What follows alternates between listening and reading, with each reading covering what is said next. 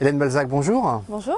Alors vous travaillez au service d'exploitation de l'eau et de l'assainissement de Cap Atlantique et Oui. vous nous recevez ici sur l'usine de production d'eau potable de Sandin.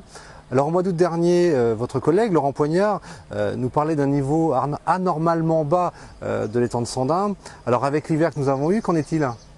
Alors tout à fait, c'est vrai que l'année dernière vous avez rencontré Monsieur Poignard qui vous a fait part d'une situation problématique quant à la réserve d'eau. Une fois l'hiver passé, on peut s'apercevoir aujourd'hui que nous sommes dans une année normale. Alors c'est-à-dire que nous avons une pluviométrie depuis le début de l'année qui est normale, ce qui a permis de reconstituer notre réserve d'eau.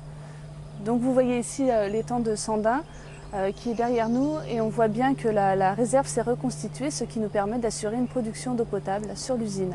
Alors au mois d'août dernier, l'usine ne fonctionnait pas. Fonctionne-t-elle en ce moment pendant la période du mois de juin? Où va-t-elle fonctionner?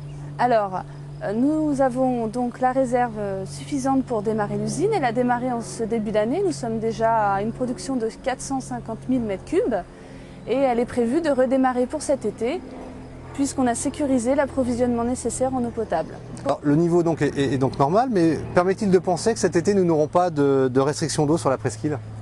Alors on peut le penser puisque actuellement nous n'avons aucune précaution particulière de la préfecture ou de l'État, donc on peut penser qu'on n'aura pas de restrictions cette année. Cependant, nous sommes réservés ce secours d'eau potable qui est une réserve, vu qu'on a le niveau dans les temps qui est suffisant pour avoir ce secours d'eau potable au cas où. Alors cette absence de restriction ne veut pas dire pour autant qu'il faut nécessairement gaspiller l'eau. Alors quels conseils pouvez-vous nous donner pour avoir une gestion économe de l'eau? Tout à fait, l'eau est un bien précieux aujourd'hui, surtout quand on connaît la sécheresse qu'il y a eu et qui pourrait éventuellement se reproduire, mais nous n'en sommes pas là. Cependant, l'eau n'est pas à gaspiller puisque si on veut tous en profiter, il faut bien penser que par exemple une douche est plus économique et plus bénéfique qu'un bain. Pareil pour les lavages de voitures, bon, les faire si vraiment c'est nécessaire.